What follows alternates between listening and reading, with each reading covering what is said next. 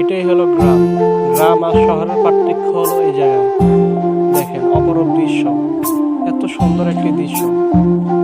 বর্ষাকাল আসলে এই দৃশ্যগুলো সবসময় আমরা দেখতে পাই। যারা শহরে থাকে তারা এই দৃশ্যগুলো দেখতে পারে না। এটাই হলো গ্রামের সৌন্দর্য, এটাই হলো প্রকৃতি।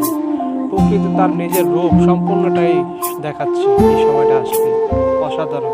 যারা গ্রামীণ ভিডিও দেখতে চান তারা আমার ইউটিউব চ্যানেলটি সাবস্ক্রাইব করে পাশে থাকবেন পরবর্তী ভিডিও পাওয়ার জন্য।